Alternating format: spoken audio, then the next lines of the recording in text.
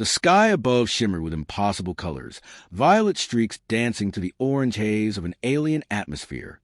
Towering spires of dark stone jutted from the desert floor like the remains of ancient titans, frozen in agony. Dr. Cale Rhine stood still, the only figure in sight, her boots buried in ochre dust. Her breathing echoed inside her helmet, slow and steady, more from control than calm. Every step she took on this planet was uncharted, a whisper into the void of the unknown. Her mission was simple in theory: survey the atmospheric chemistry, analyze soil samples, and scan for microbial life. The planet, cataloged as Varela 9, had shown anomalous signs: high electromagnetic readings, unusual orbital shifts, and inexplicable bursts of low-frequency sound waves captured by deep space observatories. It was enough to attract the funding of 3 governments and the full attention of the Xenobiological Institute. But no briefing or satellite scan had prepared her for the view. She looked up again. The sky was crowded, not with clouds, but with planets. Some loomed close enough to reveal swirling atmospheres. Others hovered like marbles suspended in amber. Gravity here was oddly gentle, as if the planet itself breathed more slowly.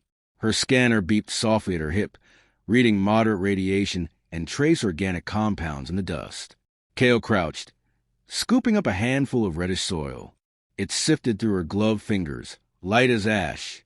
The reading showed a carbon base, traces of silicon life structures. A place like this shouldn't exist. So many nearby planets should create tidal chaos, yet everything here felt balanced. Log entry 47, she muttered into her recorder. Surface temperature stable at 27 Celsius. The electromagnetic field is fluctuating. No signs of fauna, but soil shows active microbial chemistry.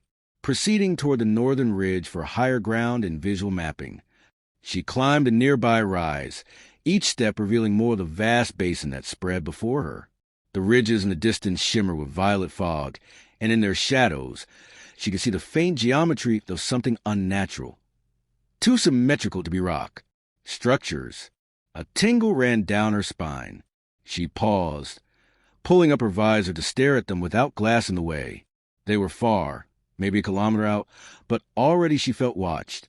Not in a paranoid way. In the precise, clinical way one living thing registers another. The sky pulsed. Not literally, but that was the only word she could conjure. A pressure built in her ears, like a tuning fork vibrating just beneath her skull. She winced, adjusting her headset, but the sensation didn't fade. Her scanner, normally a reliable monotone of data, began to glitch, numbers bleeding across the screen in patterns she couldn't make sense of. She tapped it, then hit it. It beeped once, then displayed a reading. Biological signature detected. Proximity, 142 meters. Identity, match unknown. Pattern, mirrored. Her eyes narrowed. Mirrored, she whispered. Cale had encountered mimicry in nature before, animals that copied color or movement. But this was a machine interpreting a biological match as a reflection of her own signature. She wasn't just being watched. Something was mimicking her. She turned slowly, scanning the horizon. The desert remained still. Rocks, shadows, silence. The signal remained fixed.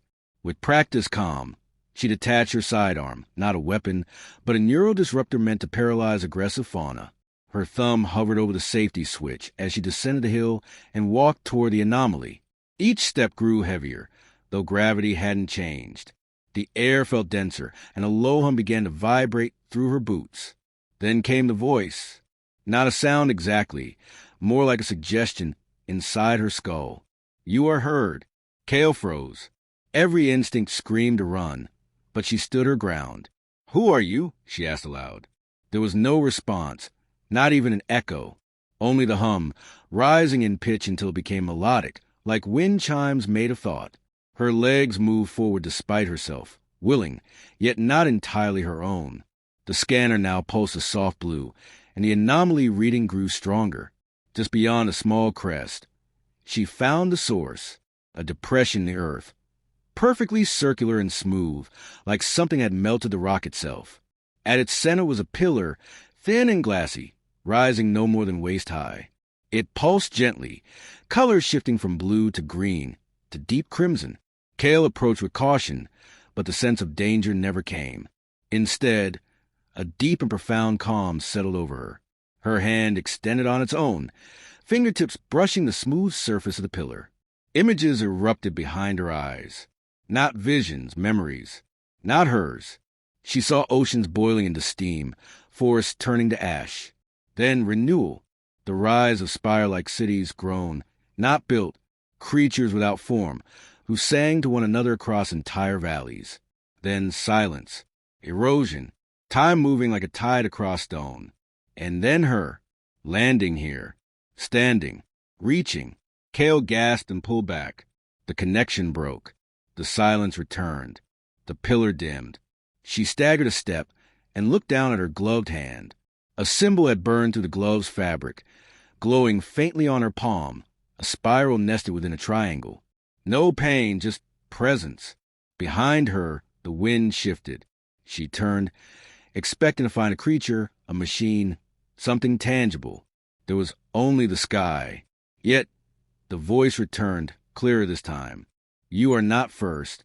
You are not last. But you are different. Her breath caught. The words weren't threatening.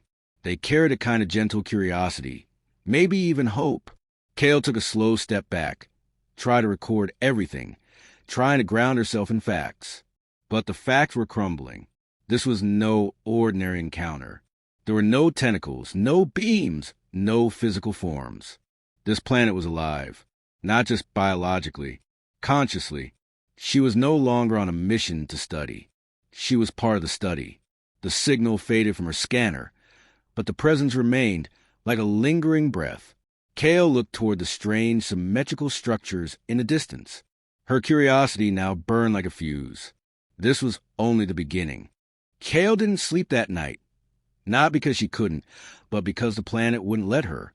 Even within the dim confines of her field tent, the pulse of the alien world throbbed beneath her, steady and alive, like the distant heartbeat of something enormous beneath the crust. Her hand, still marked with a glowing spiral symbol, tingled faintly as she held it up to her face. No change, no pain, just a quiet heat, as though the sigil were burning into more than skin. She stared into the dark fabric above her, the sounds of static and soft winds the only company in the silence. You are heard. The voice echoed again in her memory, not from outside, but within, like a thought that didn't belong to her. It had form, but no source. Emotion, but no face. She couldn't report this, not in any way that would make sense to mission control. They would assume stress, radiation exposure, hallucination. The psychological protocols were clear. Terminate solo ops upon any signs of delusion. But this didn't feel like madness. It felt deliberate. At sunrise, she returned to the pillar. The symbol on her hand flared slightly as she neared it, resonating with the structure like two notes in harmony. But the pillar itself remained still, its surface cool, its glow gone. Instead, the hum had moved. It was further north now, toward the structures she'd spotted from the ridge the day before. She didn't hesitate. The mystery was too potent, the pull too strong. Every rational fiber in her training screamed for caution, but something deeper overrode it, an instinct not rooted in fear, but invitation. She walked. The landscape changed subtly as she approached. The sand underfoot grew smoother, less granular. The jagged stone spires gave way to formations that seemed chiseled, planned, columns and arcs with angles too perfect to be natural. Vines of metallic material threaded through the walls, humming softly. Whatever civilization had once built this had long since gone silent, but their design remained, alive in some fashion, communicating through frequency rather than architecture. Then it happened again. Her body stopped, seemingly without command, and her vision blurred at the edges. Not from fatigue, from something pressing inward. You are heard. You are known. You are open. Kale's knees gave out, and she collapsed to the ground. But she didn't hit stone. The instant her body fell, she was somewhere else. Not physically. Not in any conventional sense. Her senses disconnected from her body, yet she retained the knowledge of herself. She was in a place without sight or sound, yet she knew she was standing, floating in a vast, borderless space. All around her were streams of thought, flowing like rivers of color and emotion. They moved through her, not hurting, but overwhelming. Each strand carried meaning: loneliness, euphoria, terror, longing. Then came a presence. It didn't appear so much as emerge, a pressure that folded around her, ancient and complex. It didn't speak with a voice, yet the meaning arrived fully formed in her mind. I am Veari. I am many. I am memory. You are singular, yet fractal. Why? Kale tried to speak, but no sound came. Still, her thoughts projected outward. I'm a human. My name is Kale. I came to study life here. I didn't expect this. You expect what you know. You know only fragments. You ask for life, but life is not in fragments. Kale floated in the presence, her sense of identity stretching. She saw flashes of herself reflected back at her. Her first dive into Europa's oceans, her doctoral defense in Geneva, the grief of her brother's death. Each moment was picked apart by Veari, examined like puzzle pieces. She felt no violation, only intense vulnerability. This intelligence, this being, was not reading her memories for curiosity or cruelty. It was trying to understand, to evaluate, and in doing so, it offered its own memories in return. Kale's mind filled with visions not her own, oceans spanning continents, creatures without limbs or bones communicating through bioluminescence, a sky pierced by crystalline towers that sang harmonics into clouds, the rise of intellect without war, 1,000 cycles of renewal and erosion. Then came decay, not from external destruction, but stasis. Evolution halted, curiosity faded.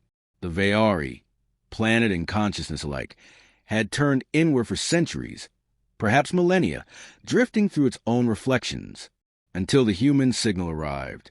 You are different. You change. You destroy. But you create. You feel dissonance. That intrigues. Kale struggled to absorb it all. Her thoughts came slower, heavier. You're a planetary mind? Not mind. More. Less. Network. Song. Memory and motion. We are Veari. We do not observe. We remember. We feel you in our rhythm. You echo. It was the closest thing to poetry Kale had ever experienced without words. A truth delivered through sensation, not syntax. But why me? Why show me this? The answer was not immediate. Then, you reached, others observed. You touched, others feared. We must choose. You are now the bridge. Kale felt her consciousness spiral. She was standing at the edge of something immense, an invitation or a test. She understood now. This wasn't just an encounter. It was an interview. Veari wasn't being in search of allies. It was searching for meaning, for a reason to interact, to awaken from its dormancy. Kale was a candidate. The pressure grew, not painful but suffocating in its intensity. Veari was drawing deeper, testing not her intellect, but her nature. She thought of Earth, of conflict, yes, but also of art, of love, of the messy brilliance of a species that had never stopped evolving. She projected it outward, her memories unfiltered. Children painting murals in Kenyan villages, jazz music in underground Chicago clubs, storm chasers filming lightning, doctors crying beside save patients. Not perfection, emotion. Veari paused. You suffer, yet sing. Curious. Kale could no longer think clearly. Her identity felt dissolved into the stream. She was part of the rhythm now, not separate. The weight of an entire planet's awareness bore down on her, ancient and endless. Then, enough. The word rang with finality. She gasped and collapsed forward. When she opened her eyes, she was back on the ground, lungs heaving, hands clutching the stone. The sky above her was quiet. The hum had faded. Her visor displayed normal readings. The symbol on her hand still glowed, but dimmer now, like an ember waiting to flare again. Kale sat up slowly, trembling. She looked around at the still, silent structures, once foreign and ominous, now strangely familiar. She had touched something vast. Not a creature, not a machine. A consciousness the size of a world, ancient and weary, choosing whether or not to speak again after ages of silence. And she had passed the first gate. Her recorder still sat on her belt. She activated it with a trembling thumb. Log entry 49. Encounter confirmed. First contact has occurred. Nature of contact, non-physical. Sentient planetary intelligence identifies as Veari. Communication via direct psychic resonance. Assessment ongoing. I am not sure I'm the same anymore. She stopped the recording. There was more to come. She felt it in her bones. The planet had heard her. Now it was listening. The winds across the basin were stronger now, filled with a low whine that whispered to the towering alien monoliths like breath through reeds. Kale stood at the edge of a precipice, watching the horizon dissolve into a cascade of light and shifting air. The planet, once dormant and indifferent, had begun to change. Subtle at first, flickers of bioluminescence at dusk, rhythmic vibrations in the ground, but now undeniable. Veari was waking, and she was no longer alone. It began when the second survey ship arrived. The Dauntless, a newer generation deep space vessel, landed just past the ridge of Kale's original site. She saw the dust plumes long before the communications ping reached her wrist console. For a moment, her breath caught. She had wanted contact, but now she felt exposed, like someone being found in the middle of a private conversation. The voice crackled through her comms. This is Captain Rhys Talvin of the Dauntless. Unscheduled approach confirmed. Atmospheric anomaly monitoring prompted diversion from primary route. Is Surveyor Kale Vass reporting? Kale toggled the mic. Vass reporting. I'm at Site 1. I'm alive. There was a pause. You don't sound sure. I'm not. Within an hour, she met them at the landing zone. Rhys disembarked first, tall, sharp-eyed, military-trained, but with scientist curiosity behind his gaze. 3 others followed. Dr. Hara, an exolinguist, Tech Officer Jev, barely out of academy, and Medic Naira, silent but alert. They looked at Kale with a subtle mix of relief and wariness that always came when a solo operator was found too deep into their own discoveries. Rhys didn't waste time. Your logs were fragmented. The last few transmissions were abstract. We read strange energy signatures here. You claim contact. I did, Kale said. With something massive.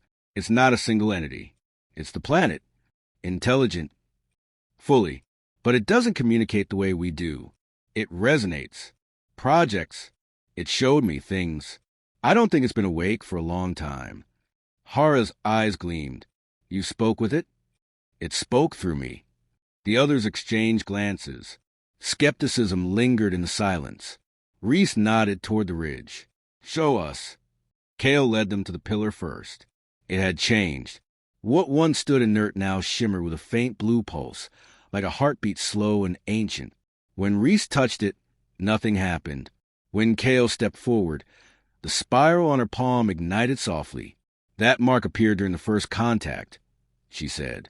Hara took a scan. It's not just on the surface. It's woven into your dermal layers. Bioemissive filaments. Not nanotech, more like organic circuitry. Jev stared wide-eyed. It rewrote your biology? I think it marked me, Kale replied. I think I'm the bridge. The tension shifted then. The group became quieter, more deliberate in their movements. Rhys asked fewer questions. He watched Kale the way someone might watch a candle flickering in an airlock, something small that might signal an approaching storm. That night, the team set up camp beneath the monoliths. Kale couldn't sleep. Again, the voice returned, less intrusive now, more like a pulse at the edge of perception. More come. They echoed differently. You remain the chord. She sat up. Why show me this? Why choose me? There was no answer, just a sense of waiting. In the morning, Rhys ordered perimeter scan. Hara found something strange. Traces of energy radiating outward in spirals, almost like sound waves frozen into stone. They were expanding, subtly altering the surrounding terrain. This whole area is transforming, she said, responding to stimulus. Us, Kale said. Or you, Rhys corrected. That day, while Jev adjusted their long-range comms, a burst of static hit the channel. Kale's palm seared in sudden heat. The ground beneath her shimmered. Then it happened again. Her surroundings dropped away, replaced by a blinding sphere of memory. Not hers, Veari's. But this time it wasn't serene. She saw chaos. A past cycle long buried. Other beings had come before. Not human, not even carbon-based. Explorers. They had found Veari in its first awakening, probing, extracting. And in its fear, Veari had defended itself. A pulse of energy had raised the surface, purging all trace. Kale cried out, breath stolen from her lungs. When she came to, she was surrounded. Reese stood over her, his hand on his sidearm. "What did you see?" he asked, eyes narrowed. Kale sat up slowly. A warning. There were others. They weren't chosen. They took too much. "And what does that make us?" "I don't know yet," she whispered, "but we're being tested." That evening, Kale and Reese argued. Not loudly, but with the intensity of diverging instincts. He wanted protocols, control. She wanted trust. Listening. "You're compromised," he said. "Emotionally involved. Maybe biologically altered. That thing may be rewriting you." Kale stared him down. "Then maybe it's rewriting something worth changing." They stood in silence. But later, as Reese walked the perimeter, he saw something Kale hadn't. Glowing forms rising in the distance. Not creatures. Projections. Figures of light and shadow mimicking human shapes, walking the ridgeline without sound. He didn't shoot. He watched them vanish. The next day, the storm began. Not meteorological. Something deeper. A vibration rising through the crust. A harmonic wave bending sound and matter. The structure began to resonate, emitting tones that made the air thrum. Kale pressed her hand to the pillar. "Tell me what to do." The resonance entered her body. This time, there was no separation between voice and self. They must see, through your eyes, through memory, join, or sever. No middle. Kale turned to the team, face pale. "It's offering them what it offered me, but not gently. They need to accept." Hara stepped forward first. She placed her hand beside Kale's. A shockwave of emotion rippled outward. Hara gasped, tears spilling from her eyes. Then she fell back, trembling. I felt everything." Reese hesitated. His eyes flicked to his team, then to Kale. She offered her hand, not forcing, just open. He took it. The resonance surged again. He staggered but did not fall. He stood firm, eyes closed, jaw tight. When he released her, his voice had changed. "It's beautiful," he said, "but terrifying." "They're the same thing sometimes," Kale replied. The resonance faded. The storm settled. In the quiet that followed, Veari pulsed once, acknowledging, then silence. For now. Kale exhaled and looked to the sky, a strange calm settling over her. The planet was listening, watching, and it had decided, for now, to continue the conversation. The air was thinner now, not because of altitude or atmosphere, but something more profound, like the world itself had shifted slightly farther from its original axis. The humming beneath the surface had dulled into silence, and the sky above Veari wore a deeper hue, its colors muddled as if refracted through ancient glass. Kale stood at the edge of the crystalline basin, her reflection rippling in the pool below, wondering how long she'd been here. Days? Weeks? Time had stretched since the resonance. The dauntless crew had changed, not visibly, not in ways the mission logs could document. But Kale saw in their movements, measured now, deliberate, in the way Reese no longer barked orders but waited for the world to breathe before acting. In how Hara spent hours sketching alien sigils into the sand without knowing why, only that it soothed her. The bond with Veari was no longer a point of contact. It was a shared rhythm. But then came the rupture. It began with a transmission from Earth. A single burst. Mission terminated. High Council authorizes extraction. Terraform initiative resumes. Clearance protocol Omega 7. Kale read it twice. Reese paced as the message echoed through the calm's bay, his jaw tight, eyes shadowed. "They're not listening," Kale said. "They've decided," Reese muttered. This world's been greenlit. The vote passed weeks ago. They just waited to tell us. Then they haven't seen what we've seen. They don't want to. Veari is not a partner. It's a resource. The central conflict, once abstract, now stood in brutal clarity. Humanity would not negotiate. It would mine. It would plant, claim, erase. Kale felt something splinter inside her. If they deploy Omega 7, they'll trigger a planetary defense event. We've seen what happened last time. They'll call it a malfunction. Then with a malfunction. Silence fell. Jev sat hunched near the comms array, fingers trembling. What if we cut the signal? Scramble it. Say we encountered a containment breach. Reese shook his head. Won't hold. They'll send another crew. Kale stepped forward. Then we show them, not through data, through Veari. He stared at her, uncertain. You're asking for another joining? No, she said. I'm asking for something deeper. A merge. Until now. The planet had whispered, touched the edges of their consciousness. But Kale knew, with the certainty of instinct, that a full interface was possible, dangerous, but necessary. She could offer Veari a map of humanity, not from files or logs. From within, that night, under a moonless sky, Kale stood alone in the circle of monoliths.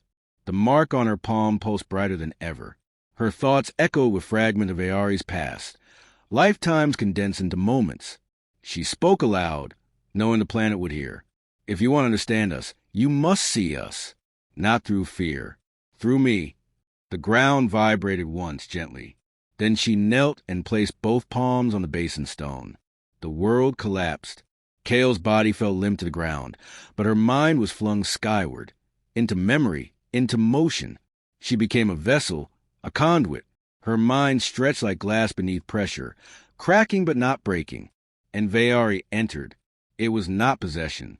It was a union, a cohabitation of thought and memory. Kale offered herself, and in return, Veari poured through her, its eons of silence, its guilt, its longing to connect. She gave it her dreams, her pain, her childhood. It gave her eternity. Images flared in her mind. Earth's first cities. Spacefaring ships slicing through solar winds. A child born in zero gravity. A musician composing a love song on Mars. A soldier weeping over a crater.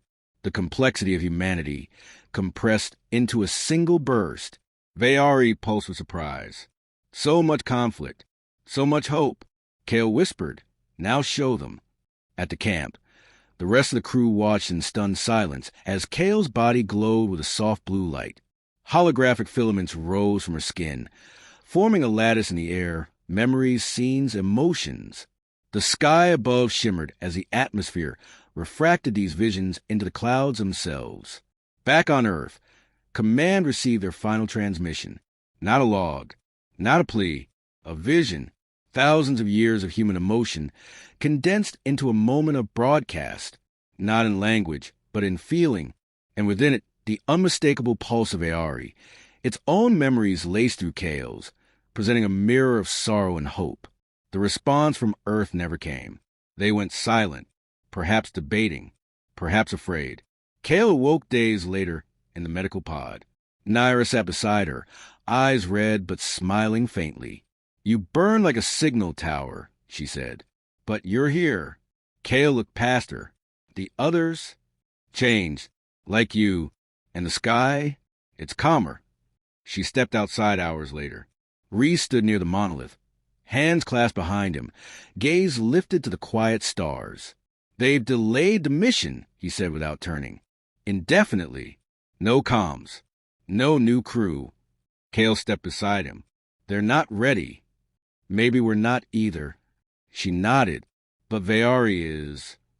The monolith glowed softly. A warmth, not a warning. Behind them, the planet hummed. Not in defense. In harmony. Kale exhaled, her body aching, but her mind still resonating with Veari's vastness. She had offered herself as bridge, and the bridge had held. The first true encounter had not ended in conquest or catastrophe. It had ended in understanding. But it was only the beginning.